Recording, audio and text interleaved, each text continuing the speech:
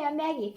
And I'm Nicole. Welcome to the DAC Dyslexia and Coffee podcast. We're so happy you could join us. We're both moms and dyslexia interventionists who want to talk about our students and children. What dyslexia is, how it affects our kids, strategies to help, and topics related to other learning disabilities will all be covered in this podcast. Parents are not alone, and we want to give voice to the concerns and struggles we are all having. This is a safe place to learn more about how to help our children grow and succeed in school and the world.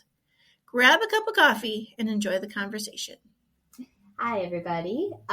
So we like to start our episodes with the concept of the week. That is our opportunity as practitioners to kind of peel back the curtain a little bit and let everybody into an intervention session. This week's concept of the week is actually just finding books. So a little bit of a different pivot, I guess, today. So just kind of how do we choose materials for our kids, which is actually our topic. We actually, believe it or not, talk about this quite a bit with our students. So, and our parents, we get asked, how do we pick books for our kids and how do we pick books that are appropriate for all ages and stages? Matter of fact, I just had this conversation with my son this very morning. His class goes to the public library once a month. And last month he came home with books that were just really, they were fine. They were graphic novels, but they were really, he couldn't really read any of the words independently. And the storylines were just also really complex. And so he was looking for some ideas of things that he could check out for this month's trip to the library. So how do we pick appropriate books for our kids? Well, we're going to go by age level today. So let's start with babies and toddlers. Yes, baby and toddler books. So cute. So fun. So fun and so cute. I love picking out baby and toddler books. Very young children, right? They are just so attracted to those bright colors. Even those pictures of just kind of simple objects. They are listeners and they respond well to books with really simple text and some good rhythms. Even some books without words, which may sound a little strange coming from Nicole and I. But my kids had some board books that were they were black and white, and they were just really high contrast pictures of objects. And it was a really good way to kind of tie, right? We're not looking at graphemes quite yet, but essentially what is a word? It's a word picture, right? Mm-hmm. So they can kind of stimulate their vision and help them to kind of create their own stories. Yeah, so they're very delighted with like those board books. Also, they don't get ruined as fast as a regular book, right? Or cloth books, because then they can hold them a little bit better. And by mostly they're indestructible. I can tell you my kids destroy them anyways. But, for sure. Yeah. For sure. And reading to babies and toddlers, this really helps develop that language, literacy, and emotional social skills. Yeah, exactly. Sometimes we even get asked, what are we even doing? Why are we engaging in reading with a baby, especially? There's just so many skills that we're working on. Working on those language skills. We're building vocabulary.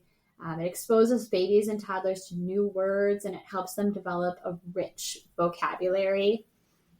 Listening, right? Reading helps babies learn to listen to story. It really expands the amount of time they can attend to a task. Right. And it also helps develop memory.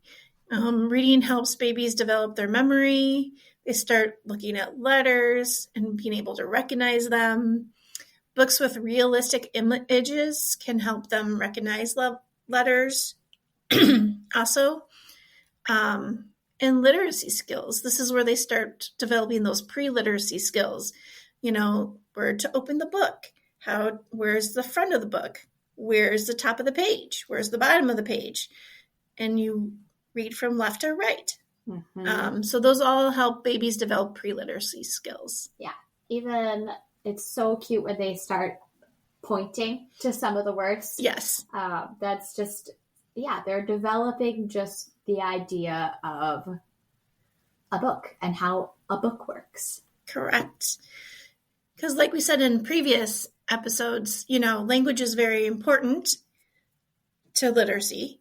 And also being able to recognize being able to take those pre-literacy skills and apply them later. Exactly.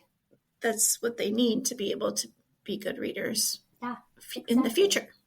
And we're working on other emotional skills, which are so important. We're developing empathy. Reading helps babies and toddlers understand feelings and how to handle them, right? Those really simple stories where somebody steals another kid's truck, right? Those kind of like, oh no, poor Bob. Reading also helps babies develop their imaginations. I mean, where does that first come out, right? You can definitely see that that's important for later play. Yeah, absolutely. And how do babies and little kids learn? Yeah, through play. It's also a good bonding between experience for parents and children, right? Because they're both engaged in an activity together. Things that, build that relationship. Yeah, a lot of times, not always, but a lot of times that reading time, it's often tied to like a bedtime routine. Mm-hmm. Usually, you're kind of snuggled together. Mm-hmm. I do miss that really snuggly reading time. My reading time now is all elbows and knees.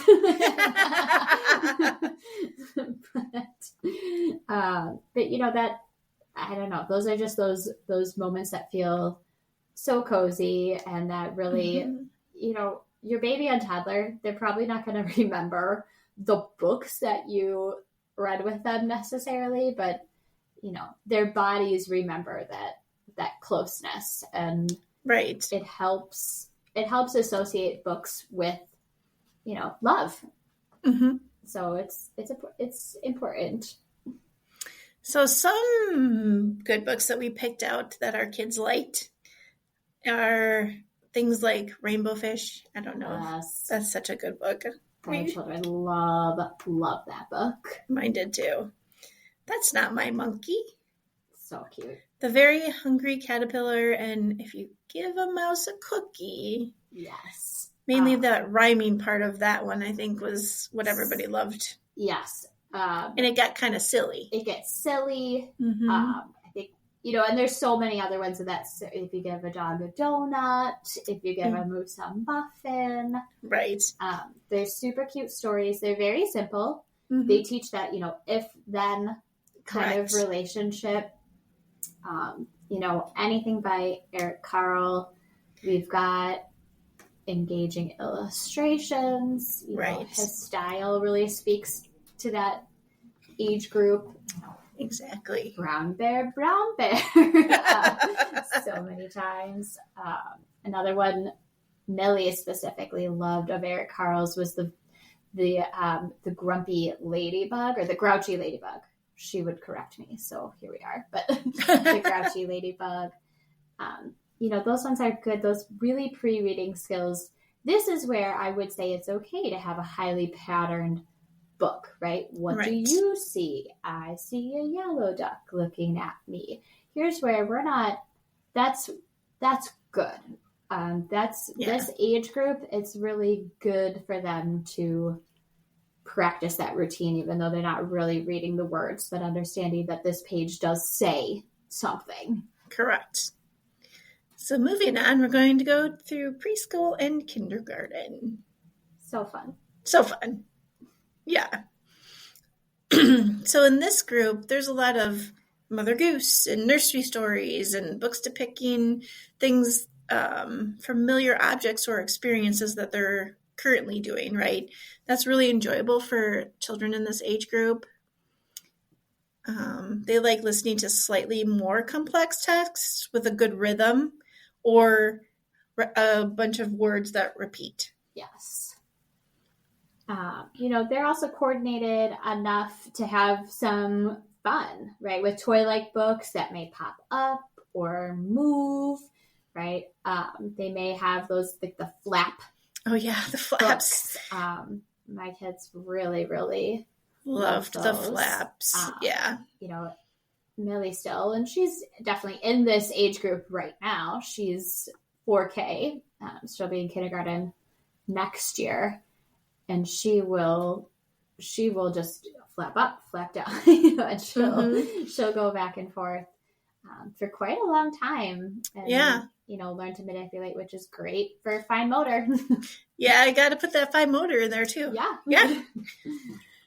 And reading to preschoolers and kindergarteners is crucial for their development because it really builds those language skills by exposing them to new words, fosters the love of reading, strengthens their bond with caregivers. It enhances their listening comprehension, and it prepares them for future academic success by laying the foundation of literacy skills. Yeah, exactly. I mean, here again, a lot of these key benefits, right, are very similar to reading to babies and toddlers, but we're just upping the ante a little bit here. We've got, vocabulary expansion, overall language development, building those cognitive skills too. They're being able to handle slightly more complex stories. They're able to kind of hold some information from the beginning of the story in their brain a little bit to the end of the story. You can start early on working on those kind of inferencing skills or guessing, I wonder what's gonna happen to Timmy. He ate that chocolate and his mommy told him not to. I wonder what's gonna happen. So they can kind of start relating things to their own life a little bit. That bonding and connection, not only at home, this is starting to happen, at school too, with their teachers and whoever else is in their classroom. My kids both get really excited. Sometimes they'll have some guest readers at school. Maybe it might be a librarian, or the music teacher pops in and reads a story. And that's like, so exciting. Which is awesome. Those listening skills too. Yeah. Handling listening to a longer story. Trying to build that attention span. Yes. You can, when you do this job enough, you can really kind of tell even the kids who maybe still are antsy and they're walking around and they're doing other things. Maybe their attentiveness doesn't look like you expect, but you start to really be able to tell who is listening, right, and who is not. And who doesn't have that stamina yet, which, right, that can be built over time. And then some early literacy skills, getting familiar with the books, the print concepts, the story structure, lays the groundwork for future reading fluency. And it gives us a positive attitude towards learning. Because regular reading experiences can cultivate a lifelong love for books and learning, which is really important. Yeah. And books are such a cool way to expose kids to totally different experiences. My kids are really lucky. We have some close family friends that are big travelers. And every time they travel, they bring back books, children's books from places that they have gone. So my children have books from Switzerland, books from Iceland, books from Scotland, places that they certainly have never been, we don't know anybody personally in those places, but they have read about some really cool traditions that are specific to lots of cool places, that they start to get an understanding that the world is big and it's not just, our little street. Exactly. And I think this is kind of a good time too to start modeling reading to them. Like you're reading something, whatever it is that's an interest, they're going to see that, oh, we do this every day, or we do this in our life. And we use books to learn. Right. Oh wow, I didn't know that. I've never heard of that. Exactly. So some examples in this category is, well, again, that's not my monkey. the very hungry caterpillar again. If you give a mouse a cookie, brown bear, what do you see? The Dr. Seuss books, they're really big in this group because they have lots of repetition and they're kind of silly and they're just easy for them to memorize some of the things. So at this time, they're realizing what reading kind of is. And so they want to be doing it.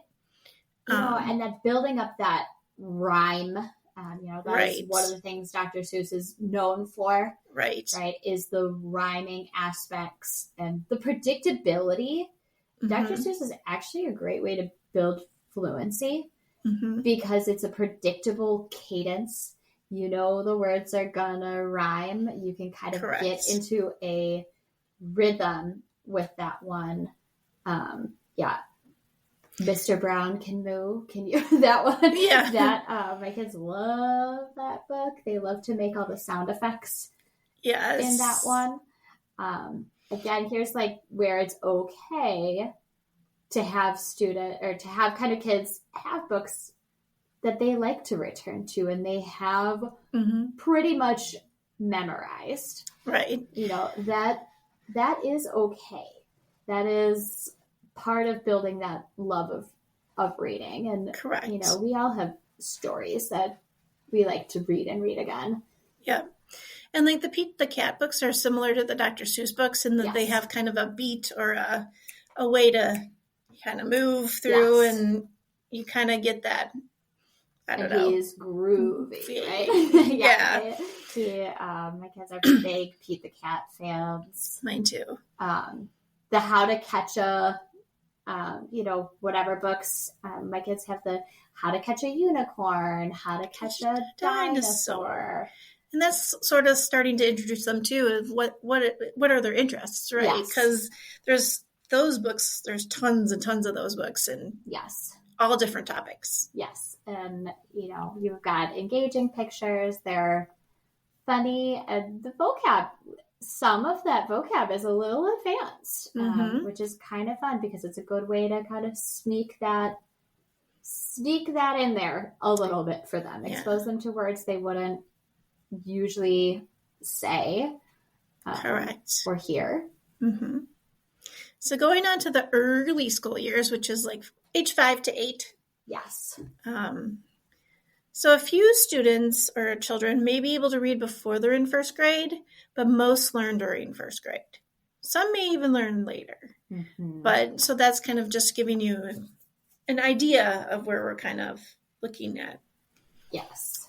Where they are developmentally.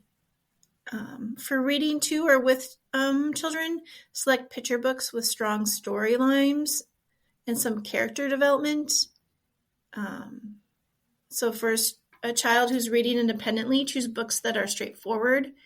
They employ words that will be familiar in everyday use. And then some publishers produce books generally called easy readers, which are independent readers that they often enjoy. And they sometimes give you like ages or grades on those kind of books. Yes.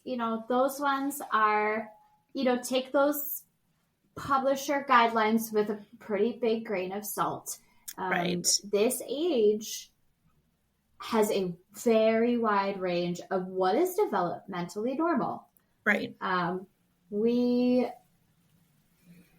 This is an interesting age group, even for us when they come to us for assessment. because there is a wide range of what is developmentally normal. Correct. And so if your kid, right, it's so hard because I never want to tell a parent to not be alarmed, but there is a huge learning uptick in this age group, and every kid is going to hit that at a slightly different pace. Correct. So sometimes I feel like I am cautious even about the advice I give to parents, because I never want a parent to get the idea that because I said it should be about developed by the age 7, that, oh my gosh, my kid has a huge problem and oh no, the world is ending, right? The world is not ending today. But that is a good indicator, though. If we are looking at those easy readers and the publishers say this is about the age group, and our kids are not lifting some of those words off the page, then is a time to start thinking about, okay, what could be going on here? Right. Third graders are often able to handle stories with some complexity. So like the vocabulary may be relatively familiar, but then include some more challenging words in them. Yes. And that vocabulary, a lot of those books written for this age group, they do a great job of allowing a reader to understand maybe a more complex vocabulary word because of context. So they're not throwing vocab word after vocab word after these kids. They might also then rephrase those words and allow a typically developing person to get a lot of that new vocabulary from context. Right. And in this age group, there's a lot of nonfiction books, and this encourages children to read what topics interest them. Yes. There are some great series that are informational. The kind of I Survived is a little bit older probably, but there's a good series that's just all about, I think their credit's just called All About, and there are a lot of really good pictures in there. Yeah. They familiarize kids with captions. They always have a table of contents. They have a glossary. They have an index. But they're very simple. Right. And they're usually about either a famous person or a famous event. Yes. Or something that's based off a true nonfiction information. My son cannot get enough of stuff like that. He absolutely loves a pretty wide range of topics, but he is like a primarily nonfiction kid. He will soak those up, which is really fun. Some other books that might be interesting in this age group is still the Dr. Seuss books, maybe the Magic Tree House, Amelia Bedelia books. I like the old version. I like the old version too. Charlotte's Web. Yes. Pete the Cat again, and the Unicorn Academy books maybe. As you can see, because of the wide range, like some students may still be at the Dr. Seuss, liking the patterns, and some other ones might be starting those early chapter books. This is also an awesome age group for read-alouds. You can start to push the boundaries of longer chapter books, more complex things if you're reading out loud to your kids. So now going on to older children, 9 and up. Consider who your child is, their personality traits, personal preference, especially when choosing a book. Make a selection with the child in mind. Choose informational books or a novel that's specific interest. Publishers sometimes indicate the cover of the book, the age level again, or the grade level. Again, just take that with a grain of salt. And don't hesitate to choose a book that may be suggested by someone older than your child, If the book is beyond the child's reading ability, it can be read to them. Yep. And then later the child can read it. Some picture books, because of the subjects or the artwork, might be just right for an older child too. Yeah, absolutely. Especially if we're talking kind of nonfiction world. Exactly. Like books about trees. Sometimes it's nice to see what they're talking about with the leaf. Yeah. I mean, even some books about plants. Aiden checked out some really cool ones that have like watercolor paintings of certain plants, and then also some real photographs of plants. And that's also really fun. You know, I don't want anybody ever to hear us say that we don't love picture books. We do. They're awesome. And then classic stories are excellent selections for the family to read aloud together. Some children find them more appealing. Some do not.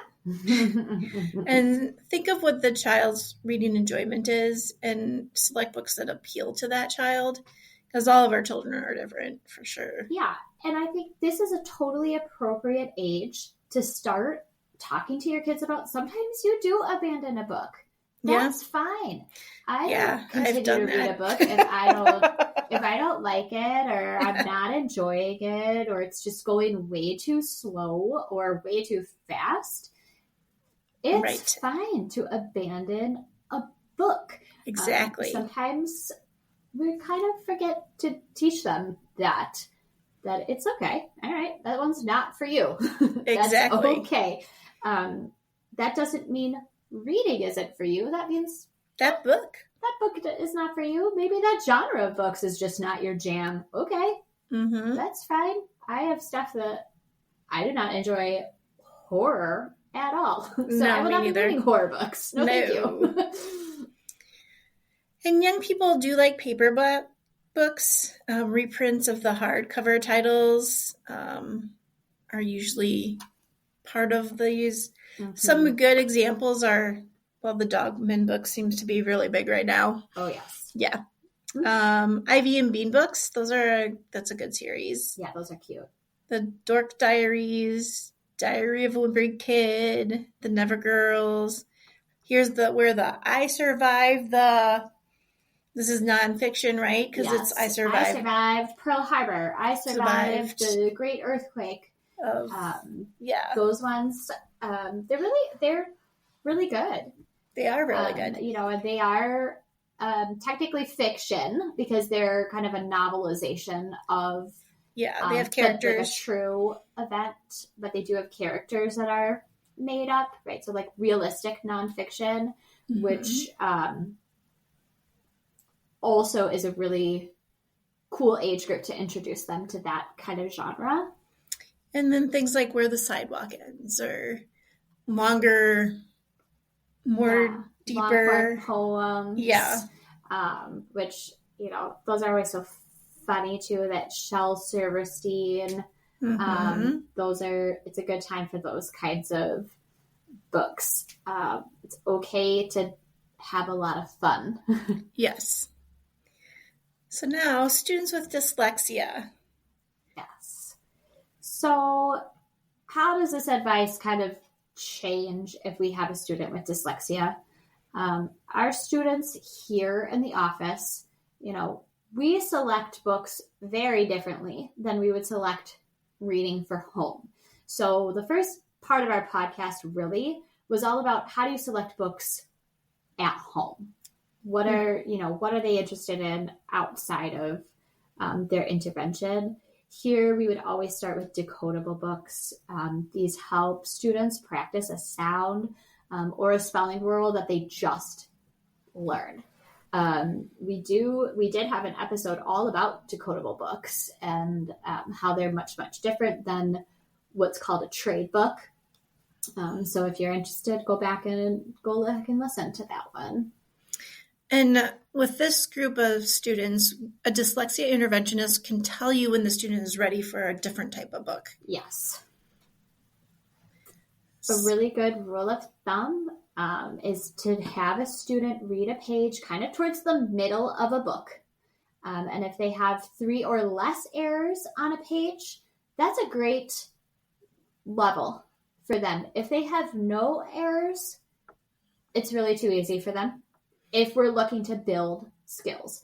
I'm not saying don't have them read it. I'm just saying we're not building our reading skills. But if we have more than 5 errors, it's too hard. They're also not going to be able to build skill. That one's a great one for reading aloud. That's a great one for audio. Right. And still finding topics that are interesting to the student is very important.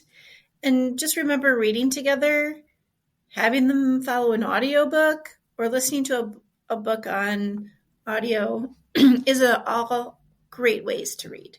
Yeah, absolutely.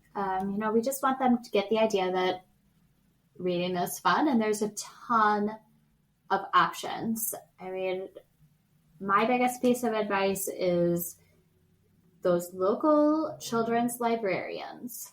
They know their stuff. They are they are rubbing elbows with publishers. They are in contact with authors, trying to kind of sell them their books. I mean, I absolutely, when I'm picking out books for either myself or my kids, I look at those staff pick shelves at the library. I love those. Why work harder than you have to work? Exactly. Those librarians, that's their expertise. So great. Yes. Use them. So Maggie, what's happening beyond dyslexia? Yeah, so for the Beyond Dyslexia segment today, Nicole and I thought it would be kind of fun to share sort of how we pick books for ourselves and what we've kind of been into reading lately, which is a strong word. Lately. I really tend to listen to a lot of audiobooks if I'm reading for pleasure. Obviously, I read so much dense text about brain and science and about human development, ADHD, right? I read so much literature for work that is really kind of journals and really dense research articles that, frankly, I find interesting, but not that fun. They're not fun reads.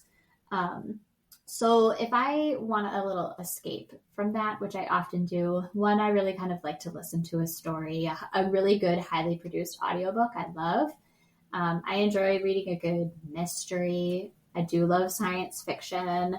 I love fantasy to a point. Probably like science fiction a little more that realm. I recently read a book called The Sicilian Inheritance, which was a pretty interesting novel. It was about a woman who her great aunt passes away, and she had a really close relationship with her. And she learns that she has a plot of land in Sicily that she has inherited from her great-grandmother. And it is about the history of women in the town. It's a fictional town. It's a novel. And it's about the history of women in the town and how they kind of held things together when, the men went off to war and kind of what happens to them after that. And it's she uncovers kind of a murder mystery related to her great-grandmother. And it was pretty good. I think I listened to it in like 2 days. So that was a good one. What about you? Yeah, I think for the same for me is we read so much dense text during all the time because we're always learning here.